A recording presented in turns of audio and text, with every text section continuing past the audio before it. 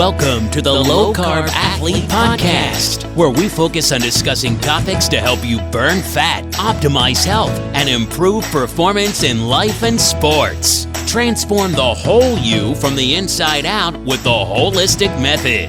Let's dive in. Here's your host, Debbie Potts.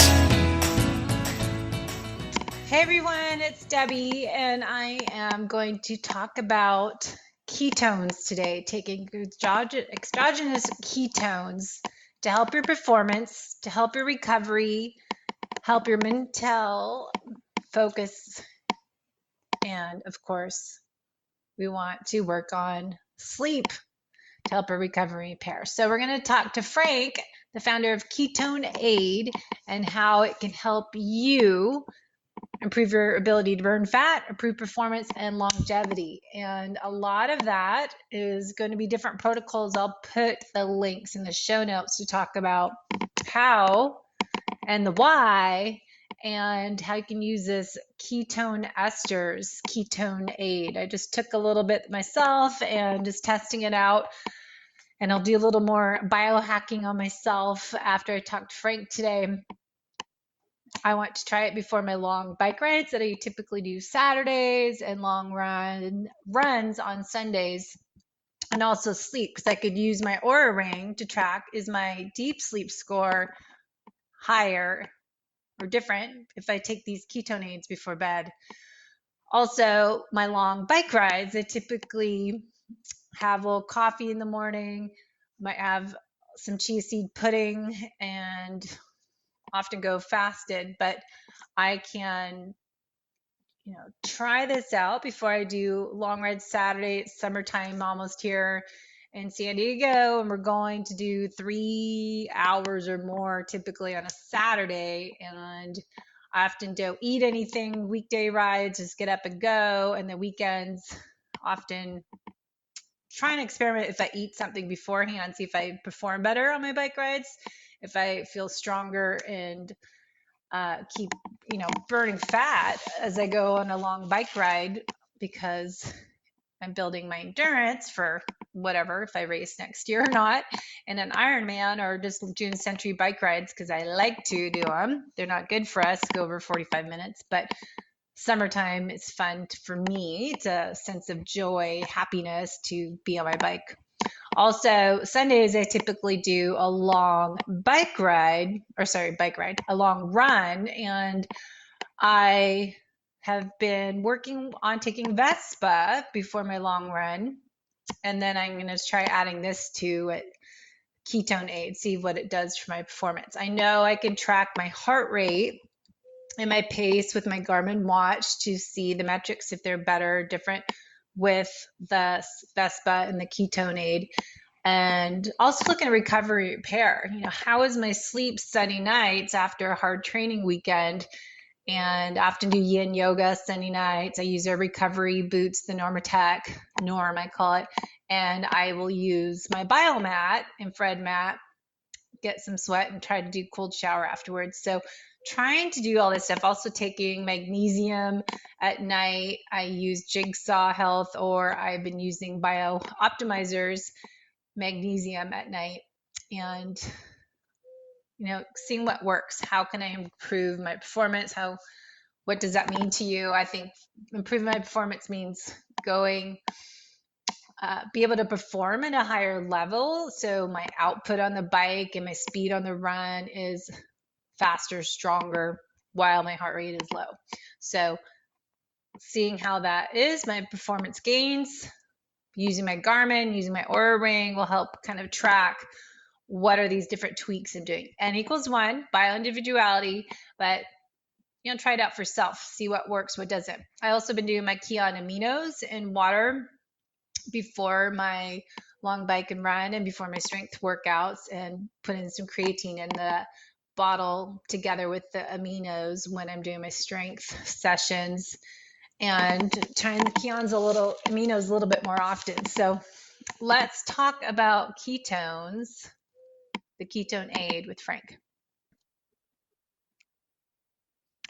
All right, I'm excited to talk shop with Frank from the Ketone Aid. I've got if you're watching the video, the bottle, I just took a little shot of it, by the way, Frank, Oh before, yeah, like 20 minutes before we started. But we're going to talk all things ketones and how it can impact our performance and when and why and all things about it. So thanks for coming on the podcast to explain what are ketones and why athletes might want to look into taking this to help their ability to burn fat, improve performance, and longevity are our three areas of concern.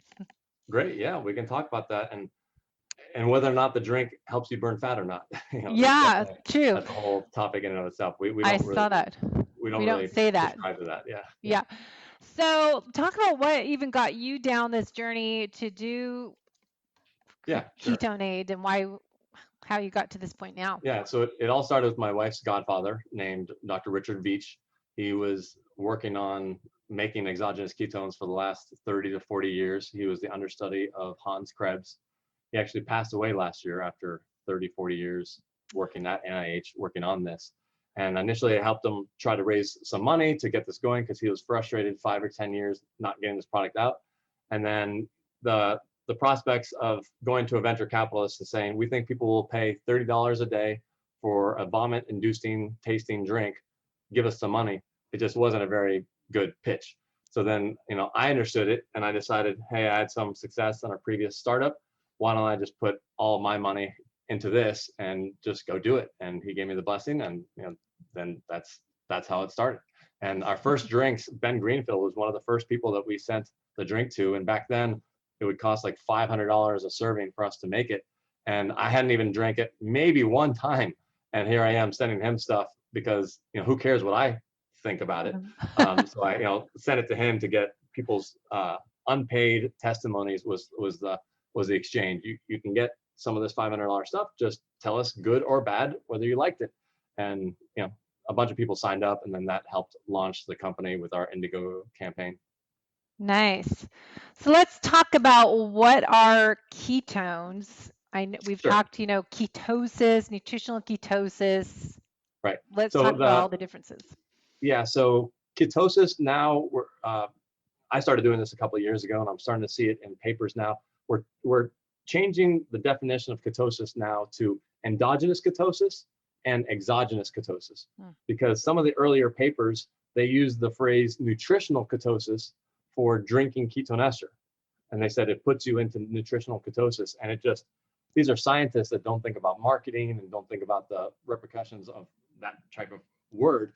And it was just very, very confusing because it is very different. Your body making ketones by burning fat versus exogenous ketosis or exogenous ketones. You drink the ketones, you skip that fat burning phase and you go straight to ketones in your blood. A lot of people miss and have maybe it's the advertising is sometimes misleading from some of the other companies that kind of make it sound like you drink this, you're sitting on the couch, you're in ketosis. And that might be true, but what they're hearing is you're sitting on the couch, you drink this, you're burning fat. It's like, no. That whole fat burning step, you're skipping, you're stopping that step, and you're just getting ketones in your blood, which have other benefits. Yeah. But to back up a little bit, this concept of exogenous ketones, exogenous means externally consumed, and there's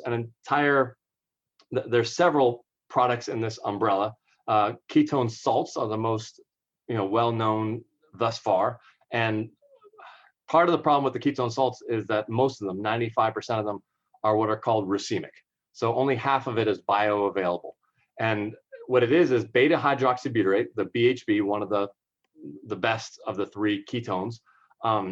Beta hydroxybutyric acid is too acidic to consume directly. So the solution was for these companies to add a base: salt, potassium, magnesium, calcium.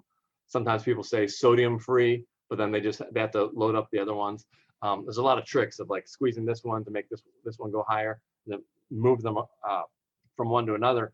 But the salt load is just so massive, sometimes 2 to 4 to 8 grams of salt. And I'm all for salt, increasing salt, for people that, some people think that they're too healthy, but then they actually get not enough salt. So there is a sweet spot versus, 3 Big Macs versus, oh, I'm not eating any salt. You need salt. Salt is a good thing for, to help energy be conducted through metal.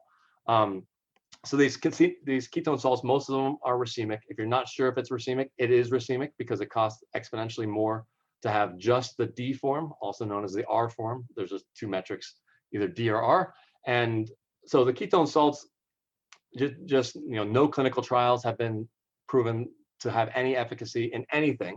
But still, these ketone salt companies will look at the 20 clinical trials on ketone esters and say, hey, look, ketones work, so therefore my ketone salt works. And it's just not very, very honest.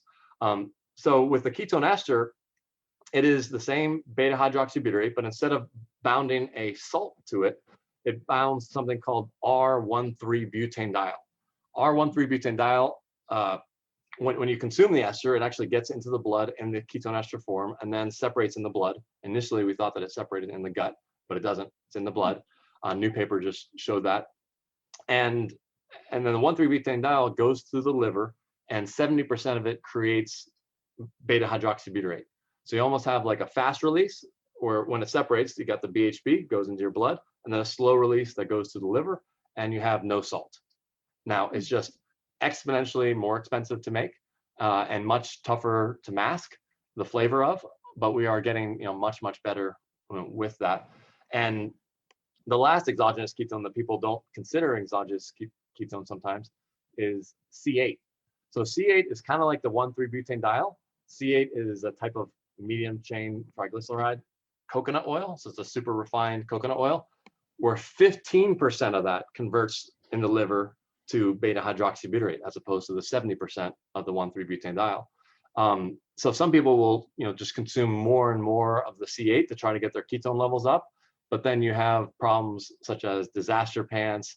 If you just take 10% too much, you have GI problems.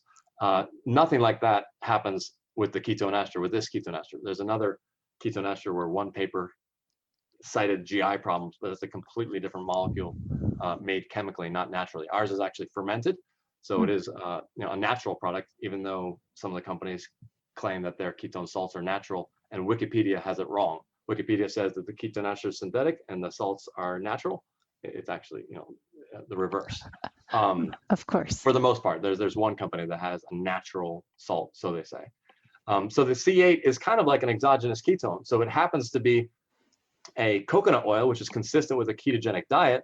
So you're getting, what I like to say is half of it is kind of like an exogenous ketone, and the other half is counts towards your macros, towards your, trying to reach 80% fat.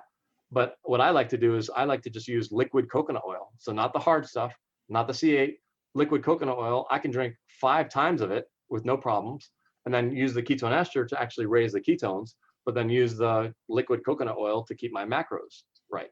So, some people might combine, you can't combine the two. If you combine C8 and ketone ester, you'll have GI problems, but some people might do one in the morning and then 5 or 6 hours later use the ester. You kind of can do that, but I kind of see the C8 as like old technology versus the ester. It's like it just wants to be where the ester already is, and there's really no point in it. Maybe some cost savings on a cost per 0.5 millimolar bump, perhaps. But so that's the umbrella of exogenous ketones right now. There will be other ones coming out.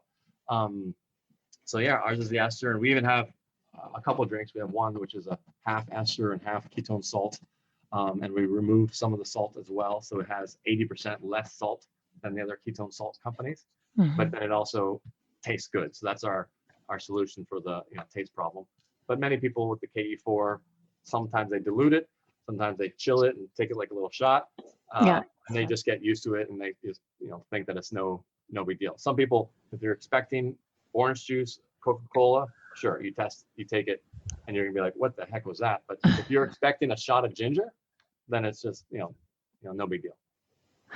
So lot to unpack there. So why should someone take a ketone esters?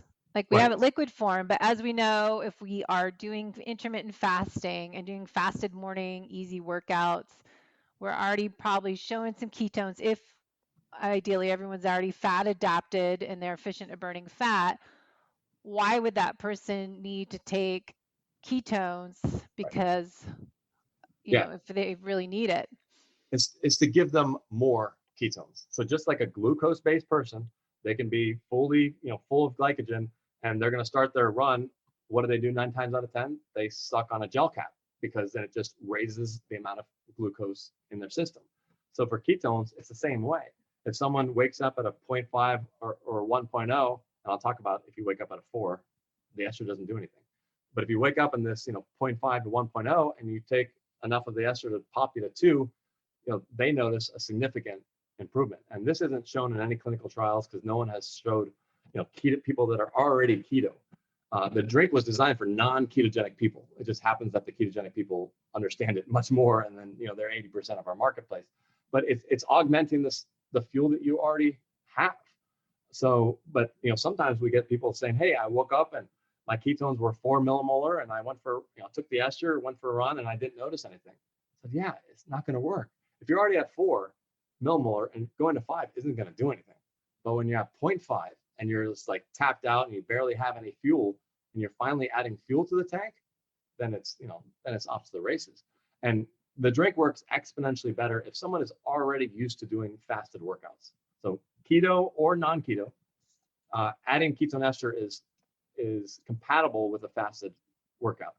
People work out fasted for multiple reasons. They do it to have less inflammation. They do it for better recovery. All these things that glucose, inflammation, lactic acid, all these things. So people will do fasted workouts even if they know that their results are going to be 5% slower or lower watts. No big deal. But your body's able to recover more. With the ketone ester, it's compatible with all those pluses, but then it kind of brings you back to baseline, because you now have fuel, as opposed to doing these workouts without any fuel. The non-keto people, they can also take the ester versus fasted and notice a difference. But if you're already sucking down 3 gel packs, and you say, "Oh, well, now I'm going to," so you're sucking down 200 calories of carbs right before your workout, and then the next day you're like, "Oh, I'm going to take 25 carbs of ketone ester and see how it compares." It's probably not going to be noticeable. You're not going to see that immediate benefit. There might be other benefits for recovery. I'm not sore the next day and I can work out more, but immediately in your time, it's not going to work that way. It's Well, that person's probably not, if they're already doing all that glucose, they're probably not a fat adapted athlete, right? Well, or that's the metabolically thing. flexible. But you don't need to necessarily metabolically flexible, perhaps. So they might not be recognizing the fuel, the ketones directly, but whether they're fat adapted doesn't really matter, because we're not really, talking about, using their fat reserves on that run. We're talking about them using the ketones that they drank. Mm-hmm. And it gets complicated, but we think that there might be some signaling effect that signals the body to burn more fat in a sport sense. But if you're on your couch drinking it, it's not going to trigger fat burning. Yeah. But if you're already in a sports sense, because it doesn't make sense why people can take such a tiny amount. They literally take the cap full, like $2 worth or $5 worth, as opposed to like a $30 bottle, and they take it every 60 to 90 minutes, and they feel great. Mathematically, if it was only a calorie, it would be burned off in 5 minutes. So we're trying to figure out, how are they noticing all these benefits? And one thing that comes to mind is that maybe it's somehow signaling to the body, triggering the body to start making its own, because that's the only explanation of how they could have this sustained more energy for 1, 2, 3, 4 hours. That science is very, very early. We're trying to figure out how to prove that. It's all theory right now, but it's going to take 10 years to prove it. And people try it out, and if it works for them, some people call it a placebo, but if you have a PR, does it really matter? Yeah, that's what I always say about these people that don't eat anything, do fasted workouts. Say you're going like a 3-4 hour bike ride. Yes, I can go fasted that long, but I want to get faster and create more power output watts, or But some people will do their workout. So some elite athletes will work out at altitude, and they know that their watts are 5 or 10% lower, right? But why are they doing it? To build up their muscles, their oxygen, they're building up everything. That's kind of like people who train in a ketogenic state, or they train fasted. Their watts might be lower for the workout, but does that really matter? Does the watts lower in the workout matter? If game day, sometimes they go back to glucose, and then they have all the benefits of, instead of 2 hard workouts a week, they can do 4 hard workouts. And that is where the gain is and then they go back to glucose for game day.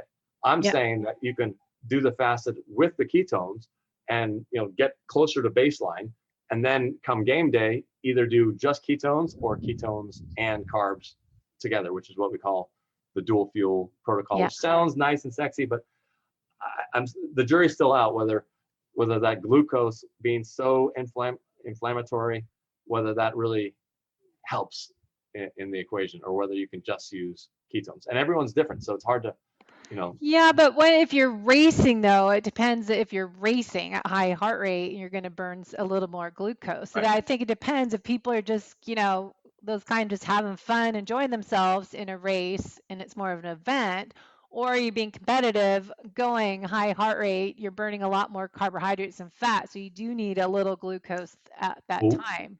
But what if the ketones drop your heart rate by 7 beats per minute and put you into a different zone, and you're at the same speed? Wow. So even if you're racing a high level, that can drop it down. So we have preliminary data from people saying, hey, I track my Strava, my heart rate, my zones, and I'm always, 20% of the time in zone 5 at this peak top speed. He took a tiny amount of ester only, and he was only in that top zone 5 for 5 seconds. Zone 4 for 20% of the time he was in zone 4. So his heart rate came down by 7. He was in a more fat burning mode. Yes, he will not have that upper peak, but he didn't need it because he could just sustain instead of sustaining 90%, he could sustain 92%. Now, he's not going to be able to hit the 98, 99. There's going to be a detriment, and we can discuss that in a second, where the ester, will blunt your top speed and possibly require you to shift how you do your workout, meaning go out earlier in your kick and stuff like that. But yeah, if the ester moves your heart rate down, we've seen multiple people report that 7 beats per minute lower. So, that changes everything. You're in a different zone. So you're not burning the glycogen. And then this concept of being glycogen sparing. So the amount of glycogen that you do have, if you do need to go to 98, because you won't go to 99 and 100, but if you do need to go to 98, you've saved it because you're in a different zone. Now, clinical trial people that I talk to that are, they want to do more is better, ketone ester and glucose. And they said that they haven't seen those findings of lower heart rate. And I said, yeah, because you're loading them up with glucose. Mm-hmm. And when you have the dual fuels, it's more like a stimulant than a fuel. It's just too much. Like, too much energy can be a bad thing. And maybe that's explaining the increase in the heart rate, because our keto people, I'm trying to think of any non-keto people. I don't know, but we've had multiple people that are keto, all of them, clockwork, 7 to 8 beats per minute lower. Putting you into a different zone. So it changes everything. And it takes a while to figure out don't take it the first time race day, because we've had people drop out of the race because they took it wrong. They added a power bar, literally one power bar to the equation, and it messed up everything. And they felt slow. They felt sluggish. And one person's blood glucose dropped to 50, and they had to drop out of a race and lose $10,000. I said, I told you not to take it. Like, this isn't just caffeine that you add. This is changing everything. And it takes a while. You should either just do it in practice, and on game day, go back to the routine that you've figured out for 10 years. That's fine. But focus more on practice and training and just making yourself stronger. And then if you get really comfortable with it and don't change the variables, then maybe bring it into game day. And if it's a game that has, like, Tour de France athletes, we supply at least one athlete for 80% of the Tour de France teams. And sometimes I tell them you can take it just after your races. If it's a 10-day race or 17-day race, the lowest risk way is to take it right after the race, because you're not going to mess up the race you just had. But if you're new to it, don't take it during the race. Take it afterward or even before bed as well. We can talk about that later. So it's all very exciting. We're trying to prove these things, different clinical trials, trying to convince the doctors and the researchers that want to do this, the tried and true glucose and ketones, to be like, try something over here, because it works the best. Fasted rides, hills, and altitude. So I'm dying to get some clinical researcher to just do all three. Just do all three, and you'll see a big difference. Well, I'm sure there's lots of people in Boulder. You got altitude and hills, and tons of athletes to get you to demo it. Yeah. To demo. So going back to the testing, like I used to do metabolic efficiency testing treadmill with New Leaf device. Would you test like the faster study kind of example, have people on a bike or treadmill and measure and then take the ketone esters during that workout and see what happens real time? Well, you could test with the blood meter. Ketone ester can be tested well with blood. Some people test with urine, but urine is what your body's not using, and the blood Yeah. is what your body is using. But the breath meters, don't work very well for exogenous ketones. They work better for endogenously created ketones. So yes, these clinical trials, I guess they prick their fingers in the middle and to see what's going on.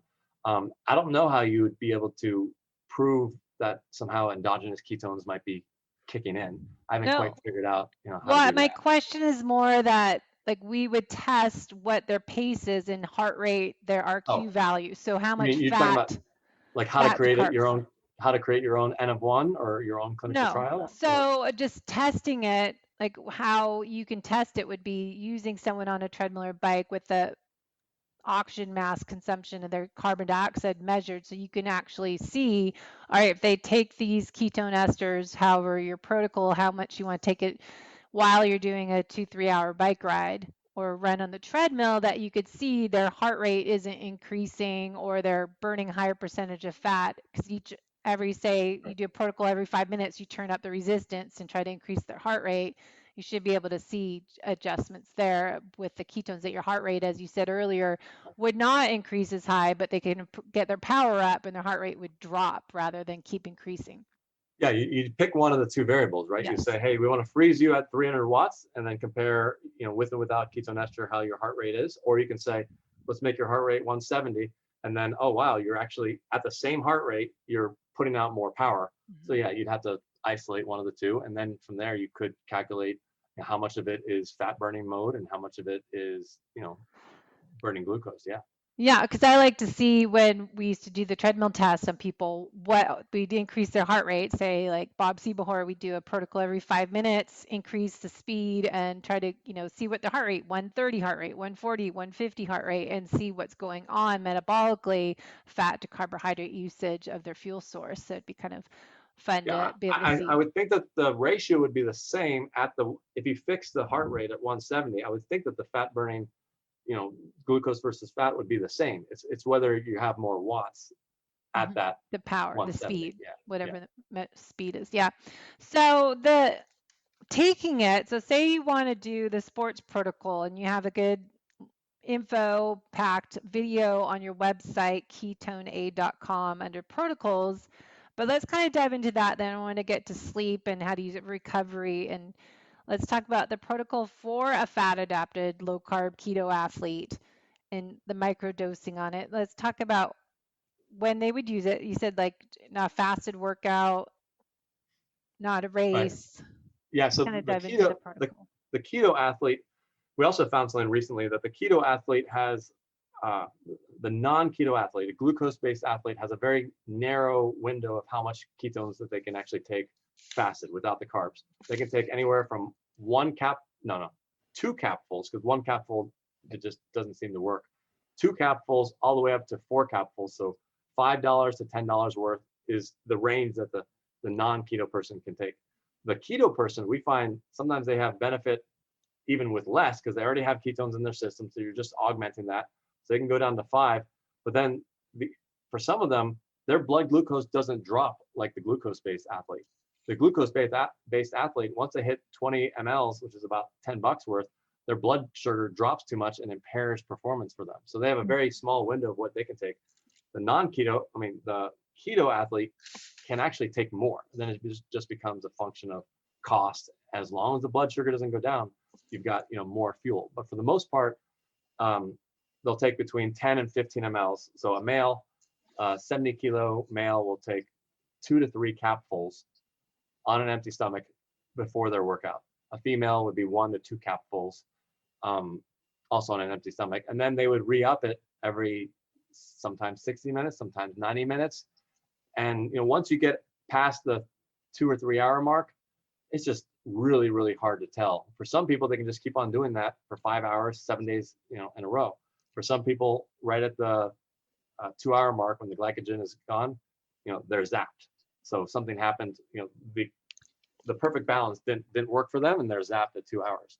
So when people ask me for an exact protocol for over 2 hours, it's just, we don't know, because everyone's so drastically different. We have one elite athlete, he was doing intermittent fasting, and he had a tiny eating window. He just took a capful or two every hour for 5 hours of racing a day for 7 days in a row, and he only ate once a day. He ate a huge meal, and he said, I wasn't even hungry. Wasn't hungry during the ride, wasn't hungry after the ride. And then I just forced myself to eat, because we're doing this for 7 days, and I have to get some calories. So he just forced fed at night, and he was able to do it for an entire week. But then other people at the 90-minute, 2-hour mark, they bonk. So maybe they haven't switched fully to fat burning. We don't know, and it's going to take years to figure that out.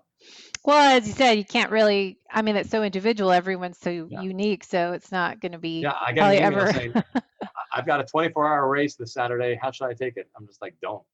Just no. Yeah, like nothing new race day. Say that 100 new, times. And then we have a new drink called Snake Water. I saw that look like bourbon. Combine the ketone ester, ketone salt with a slow carbohydrate called isomaltulose. So the idea is for the non-keto people that might have a blood glucose drop, to kind of give it a little bit of a floor so you don't drop too much. Whereas if you bought this brand, isomaltulose, now Sports Carb Endurance sells it, they have a 30 gram per serving, so super high amount. It's more about it being a fuel source. Whereas we put 5 grams, it's not about it being a fuel source. It's about trying to keep the blood sugar from dropping too low, and keep you from dropping too low. And that one also has a lot of nootropics, has tea cream, which is similar to caffeine, but doesn't have a learned effect of caffeine, and has 10 other ingredients. It's my holy grail. Everything I wish was in one drink. Put into that, and keep KE4, our main drink, just keep that pure 50% ester, 50% water. And then, people play around with different ones. Sometimes they like KE4 for the beginning of the race, and then the snake water towards the end of the race, when the mind might start to falter, because the ketones really help for that. But then also having the nootropics to bring the mind back after a 5-hour, 7-hour, Ironman. Because sometimes it's not your leg, it's your mind. Like, why am I doing this? Well, that was my question. So if you're taking this when you're exercising, ketones help your brain and focus. If your carbs are low and you're burning fat, does it help? Your muscles aren't using it for fuel. So how is it helping you burn more fat to go longer? It helps you save. It's not burning more fat. It's going directly to the brain. So it's going from the blood to the brain, and it's fueling the brain. So we did have a clinical trial in Ireland using our ketone ester, and they were doing soccer sprint trials to see how their performance was. And I said, it's not going to work for sprinters in that aspect. I thought maybe they might be more recovered, so the sprints at the end might be better, but then the top speed come down. And I said, test their brain while you're at it. And they did an iPad test, and the title 2 years later was Increased Brain Cognition in Soccer Sprint Trial. And what happened was, initially I thought that the ketone group versus the glucose group, I thought that the ketone group made still more errors than the beginning, but just less errors than the glucose group. And then 6 months later, I saw a podcast where he's explaining it, and he shows the graph, and the ketone group, everyone started with 2 errors at the beginning, and the ketone group stayed at 2 errors, whereas the glucose group jumped to 4 errors. So at the end of the race, they were as sharp mentally as they were at the beginning, and they were loaded up on glucose as well. They're glucose-based athletes, glucose and ketones. I told the guy, if you drop the glucose, maybe they actually would have gotten smarter. They would have gotten to like 1 or 0 answers. But yeah, so it does work for keto or non-keto people to help fuel the brain. It has to do with something called the brain energy gap. There's this gap where the glucose in some people can't fully fuel the brain, and the ketone ester comes in and helps fill that gap. If your brain is already running at 100% and you take the ester, mentally you might not notice anything. But other people that have some sort of brain glucose impairment, they take the ester and they're like, oh my God, it feels like a parting of the clouds. And I'm like, yeah, I wish I had that. I wish I could have parting of the clouds. And I own the company. I don't experience what they experience. So it has to do with that gap. And the more you work out, and a paper just came out saying that the more you work out, the more you have glucose intolerance problems. So the inability to use glucose the harder and harder you work out. And yeah, this is what's happening at the end of the workouts. Your brain can't use all that glucose, but the ketones just bypass that blockage and just bring you back up to feeling normal, like you're at the beginning of the race mentally. Now your legs might be tired and stuff like that, but we haven't quite figured out if a glucose-based person can somehow figure out a way to just take ketones and not have the lactic acid effect. Ketones make no lactic acid. Like, I didn't realize that for the first 2 years. Glucose is a dirty fuel. It makes lactic acid. It makes inflammation. The ketone ester, zero lactic acid. Even an 800-meter runner, which is what I ran in college, you'll get lactic acid. It feels like that monkey on your back in the last 100 yards. That's a lactic acid. If you could figure out a way to not have any of that, like it changes everything. But it's hard to figure out, and everyone's different. You might have to go out. You might have to sprint differently too. You might have to not have that sprint at the end, but go out earlier and change the entire dynamic. Even cyclists, we talk to them about looking into their cadence of, are you at the are you in the 7th gear or the 8th gear? Which gear uses more of the slow twitch muscle? That's where the ketones get powered. So you might even have to change, the gears that you pick. That's how different it is. So it's not just placebo controlled side by side, test this versus this. No. And a lot of the studies do it in a fed state as well. And I'm just like, the ester doesn't work nearly as well fed. And people love skipping the protocol. They love following the protocol, but then skipping the one important thing is empty stomach. They're like, oh, we'll do everything except for I want that oatmeal 2 hours before. I say, why are you eating that oatmeal 2 hours before? Is that going to turn into energy for your race? No, it's just to make you not feel hungry in the race. So then that mentally, you don't want to feel hunger pains because you're going to think that you have less energy. So if you can skip that oatmeal, drink something that makes you not feel hungry, and then you don't have an extra half a pound of oatmeal sitting in your gut and wasted energy breaking that down. So yeah, I think food is overrated, and I'd like all the clinical trials to go back and question the obvious of, well, you have to eat before a 5 p.m. soccer match. Do you? Like, where's the evidence? Where's the placebo-controlled evidence? How do you do placebo-controlled of having a steak and not having a steak? You're gonna give them, some placebo fake. Yeah, I know that's true, but you can't really do placebo of eating and not eating. It's invisible food. But it makes sense because for years, I don't know, 15 years now, I've done fasted workouts since I was doing Ironmans and marathons, and started getting into all that like 2005. I think when we started tapping into the low carb world before we knew what it was. But I wouldn't do well eating food and doing what everyone would tell you to do, is eat 300, 500 calories an hour on a Ironman or even a marathon, and I'd be throwing up the whole time because there's where's GI it gonna issues. go? Yeah, but your blood, you're not able to break down and digest all that food because your blood's in your muscles, so it's just easier not to have to eat, and you don't have to carry all that stuff with you. And if you can tap into your fat reserves and get that, and then now you're just augmenting that fat reserve fuel with an extra fuel on top of that. Because Jeff Volek wrote a book on the low carb athlete, and he talks about vital. But he talks about bringing people back to baseline. They went keto and they got back to baseline, but then there's no talk about going up from baseline. And I was and one of the lines says something about, people ask me all the time, well, can I have glucose and have ketones in my system? And he said, no, that'd be the world's most perfect thing, but you can't do that because you have to have no glucose in your system to make ketones. And that was 3 years before the ketone ester came out. So but now you can't have his dual perfect fuel. solution really is that you can have your glucose and have the ketones. But I still think in the end, 10 years from now, what's going to win is some ketone only strategy. Now I'm biased, could be wrong, but the detriment of the glucose and all that food, what is that food doing for you? It's mentally helping you because you think that you're hungry, you think you need fuel, but you have 20 hours of fuel on your body. Like, just use that. So it's all very exciting. It's all very new, and sometimes it doesn't work for people, and I give them their money back. And I actually encourage them to go to our Facebook group and post their negative, that it didn't work for them. They're like, you want me to post that it didn't work for me? I'm like, yeah. Because then they're going to believe more the people that post that it does work if they see what doesn't work for this person, and maybe even have people troubleshoot and say, no, you got to take this, or you took too much. Some people take too much, and their blood sugar drops and they just feel flat. I had a message for Tour de France athletes because the word was getting back to me through rumors that they were only taking it post-workout and at nighttime and not during the ride because they felt flat. And I said, you're taking too much. You're taking too much. Your blood sugar is dropping. Everyone should have a continuous glucose monitor, and you'll see real time, where it's dropping, and adjust accordingly.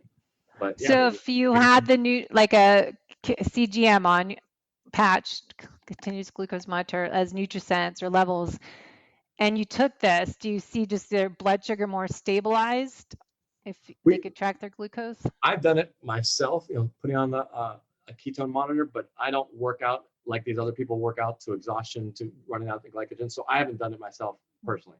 So this would be me recommending to a professional athlete that says that they feel flat, put on the patch and see if you see it in the numbers, and hopefully you do, and then you can adjust, either re-upping on your glucose or taking less ketones, or putting this in your water bottle and slow releasing it. So there might be something about taking it all at once and having an insulin-like response, not insulin, but some sort of, your body might be saying, hey, there's too much energy in the system, and wanting to, make you crash.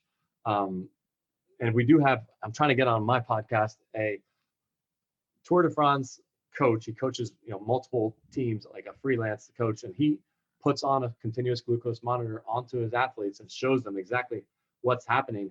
And I need to get him on the podcast, but he's, there's this privacy and secrecy thing where we supply 80% of the teams, but 0% have admitted it. Like a couple of them admitted to taking ketones because Lance Armstrong called them out, but they haven't admitted to using our brand. So I'm trying to get him to agree that, he doesn't, he won't be tied back to an individual athlete, and he can talk about the protocols, but that's what he does. He uses a continuous glucose monitor to track, how much ketones, and this concept of glycogen sparing, which is debated. One paper says yes, one paper says no, but he believes in it. So everyone's got their secret protocols that sometimes get back to me. Then I share what I know, but sometimes when they figure out something that works, it doesn't get back to me. I just see the orders. They just come in again. They win a world championship, and then suddenly the order comes in because they found that it worked well for them. Yeah, well, that's what matters, right? Sales. It comes down to owning your own company.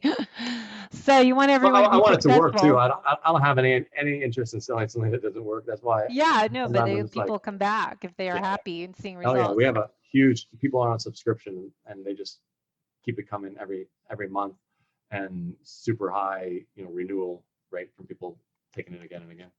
So we're going to run out of time, of course, but the protocols on here, you have sleep, mental, longevity, weight loss is a beta, deep the sleep, weight loss, like I don't like, even unless you have a professional trained person like yourself, I don't prescribe to the weight loss, because my wife says if she hasn't lost weight on it, then I can't sell it as a weight loss supplement. Like people drink it and they think that it's burning fat. They think that, and they end up eating worse. Yeah. Because it's a crutch, and so I have a 90-minute video on why I don't think you should take any supplements for weight loss, and it's because a lot of it is in your mind, and you want these things to do things for you.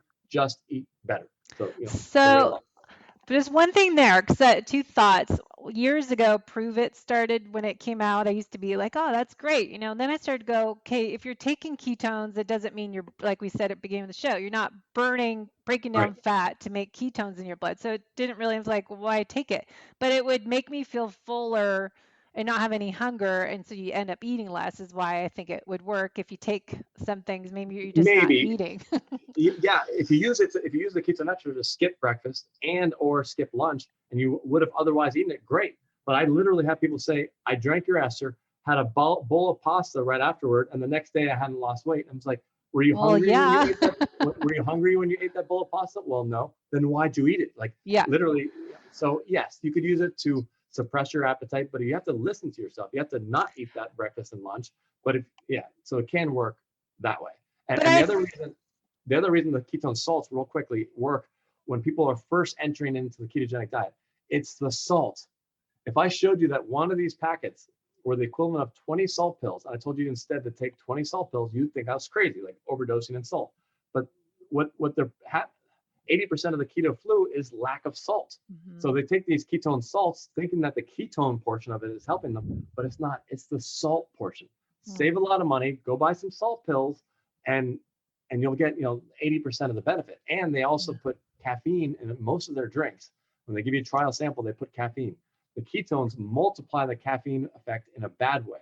So it's like drinking, they say 1 cup of coffee, but it's really like 2 or 3 cups of coffee, so that what comes up in caffeine comes down. So don't get the caffeinated version if you want to really try ketones, because you're being misled. It's not the ketone energy. But yeah, the salts, ketone salts also stop working after 2 weeks. People can't put their rings on their ring finger because they're bloated, because the first 2 weeks you need massive amounts of salt, and then you adjust to it. You don't need that massive amount of salt, but if you keep on taking it, you're bloated, and then people put it on themselves until their next cheat day and the next time that they need to get back into ketosis. Save your money, just buy the salt. But the sleep protocol we found by accident. Travis Christofferson, who wrote the book Tripping Over the Truth, and then Ketones, the Fourth Fuel, an amazing book. If you haven't seen it already, it's about Dr. Veach and a couple predecessors to him of how energy was figured out and created through ketones. And he found that he took it before bed. He's like, I'm sleeping like a baby. I'm getting like an extra 30, 45 minutes more on trackable, Aura Ring, and deep sleep. And I was like, why would you do that? It's going to wake you up and like all these things. And then right now, 50% of our Amazon reviews are people talking about sleep. And they just take a tiny amount. Women will take like half of a capful, and men 1 capful.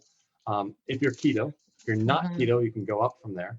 But my wife, when she goes in and out of being in ketosis naturally, if she takes the same amount of ester as she took when she was eating carbs, it ruins her sleep. So you want to find the right amount where it doesn't turn on your brain and turn on your body for a second wind, but enough that we don't really know what it does, whether it's signaling or something. But people on my Instagram, you can see a folder called Deep Sleep, and here's my 1 week deep sleep. Here's the time I took the ester, and the deep sleep skyrockets. What percentage did you get to deep sleep?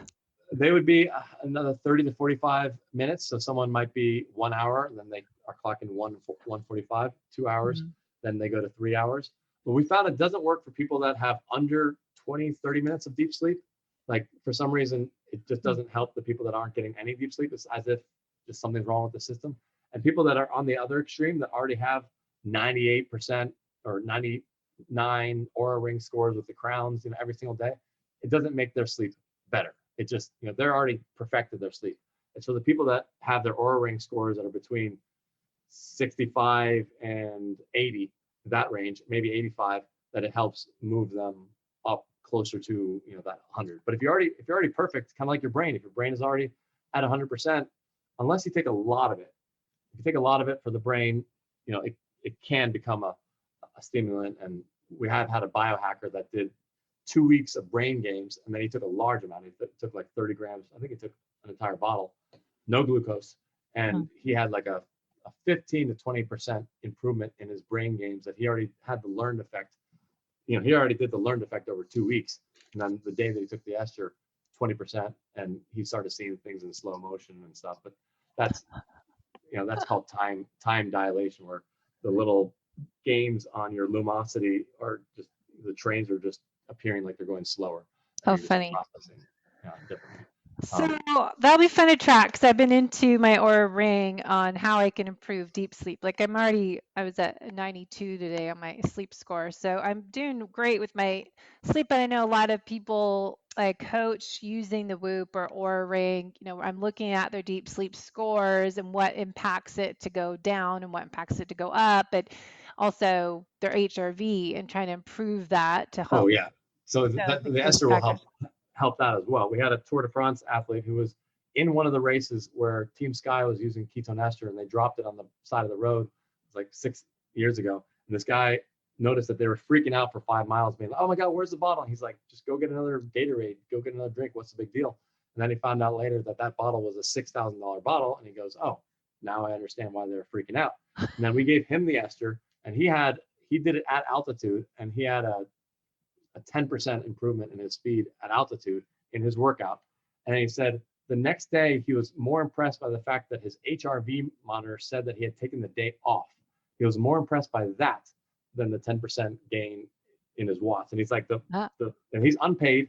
He said the watts don't lie. He's like, watts are watts. The watts don't lie. But the next day it was as if he hadn't trained. And and that was taking it during the ride, but taking it before bed should also be noticeable on your HRV as well.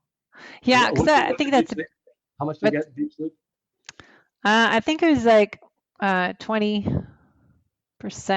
Let's see. I was just trying to hours. Is that like 2 hours deep sleep? No, that would be. Let me tell you, I tried to get hour. Yeah, last night it was good, but Did you take the Ester? Did you take the Ester last night? Were you able to? No, I want to talk to you first. So I didn't I'm all paranoid about messing up my sleep since I had I know people adrenal exhaustion 8 years ago now, but so my sleep is like, so hour 32 deep sleep last night is 19%, and my REM was 22%, hour 46. Okay. So yeah, if it works, the hope would be that you pick up an extra half hour. Wow. And some people actually find themselves waking up 15 minutes earlier, and they say, "Oh, I got less sleep." Like, yeah, but look at your data, and the data was better sleep. But then, they got up 15 minutes earlier. They were just fresh and up. I don't need that. I already get up after like 5. I wake up like 5:15 a.m. But my heart rate too. And some people will have the 2 a.m. spike, like a cortisol spike that wakes them up for an hour or two. And they've been lucky enough that they take the Ester and they don't wake up. They're not getting that spike. Some sort of hormonal. Well, that's two things. That's in Chinese medicine, it's called liver time. And to me, when there's spikes in people's blood sugar when they're sleeping, it's pathogens, some activity, their liver's detoxifying. It's like that 2 to 3 a.m. time. And also that sign when your cortisol level is spiking, if people have chronic stressors, that's going to show up in their blood sugar level. So it's always indication to me as a health coach that, okay, what's going on at nighttime that shows up in their functional lab tests. So it's kind of gives clues to other things going on, but it's interesting we kind of look at all these things and put it all together. Yeah. And maybe the Ester glossing over that is not the solution. Maybe the solution is to figure out why their cortisol is spiking in the first place and going back. But go back to that, like why to take it at night or take, a lot of people, especially this past year and a half, are just wired and we're on devices too much, and how to calm down. Would it have anything? I mean, it seems opposite thinking, but because you take ketones to wake you up, or not wake you up, but just to get brain focus and clarity and function. But it's interesting to help your deep sleep at night, but that the Goldilocks effect, more is not better, just the right amount to help perform your sleep. Yeah, if you take too much, I'll walk upstairs about to go to bed and my wife is cleaning the closet. I'm like, what happened? She's like, oh, I took too much ketones and they kicked in. So so it's taking this. If you take too much, it can turn you on. But if you take the small amount, now I even told people maybe it's placebo. Maybe the fact that I'm telling you have to take it and go to sleep. Maybe you're not checking your phone for the next half an hour. Maybe you're scared that it's going to kick in, so then you go to bed. I don't know. And we're trying to get a sleep study going, trying to get it proven with placebo-controlled exact variables. So we don't know. But people are loving it. And again, several people have gotten off of their sleep medicines, like literally taking 2 to 3 very strong sleep medicines that they now don't take at all. We had one gentleman take it for the first time at 10:30 a.m. and his sleep that night was the first time he had slept in, I think, a year or two, more than 4 hours at a time. He just was this person that would just get horrible sleep at night, and he didn't even take it before bed. He took it at 10:30. So like the effects of just helping the mitochondria or something just completely changed his sleep. So we don't know why this works. Could be placebo, but I'll take it until we prove it out. But that's what biohacking is. It's N equals 1. It's a self experiment. And I would say, like, I've done all the OMAD before I knew it was OMAD, and the intermittent fasting and ketosis. We didn't know any of that 5-10 years ago. We were just doing it because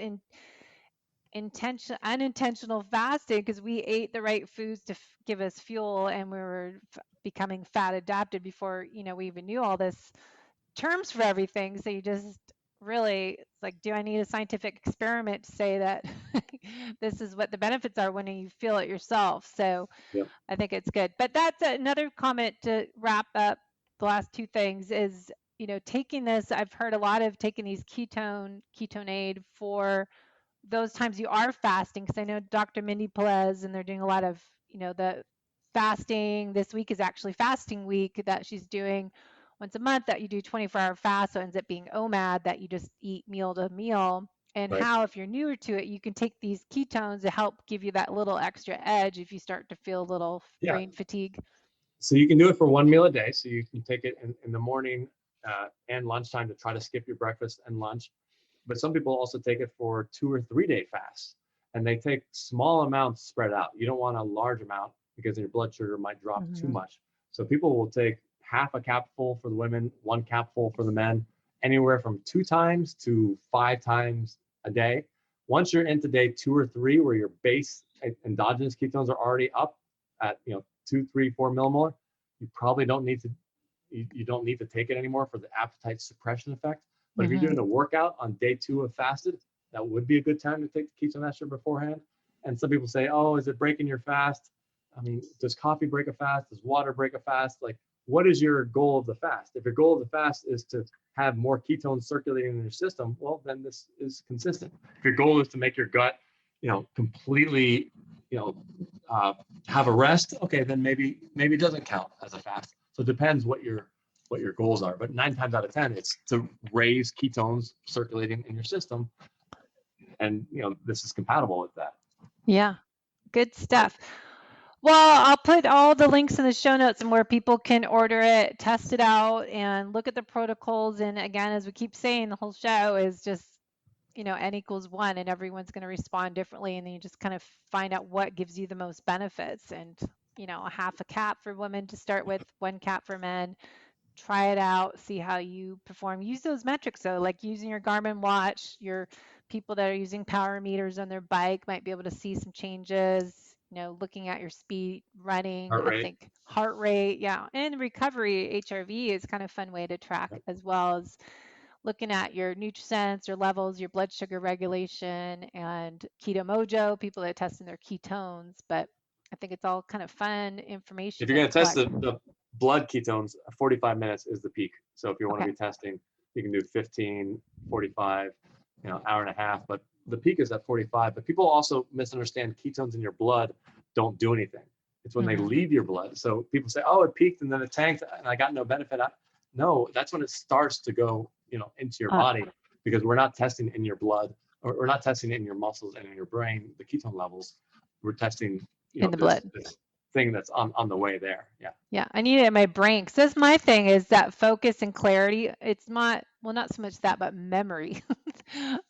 Word retrieval. I mean, we've had mixed martial artists who took it, and he said he whipped out this move from high school, and he had a perfect execution that he hadn't ever trained on it, and everyone was like, where the hell did that move come from? And he's like, yeah, 20 years ago, and that was taking the ester. You took the ester at the beginning of the show to put you on the spot. It's okay if you didn't notice anything, but did you notice anything different whatsoever?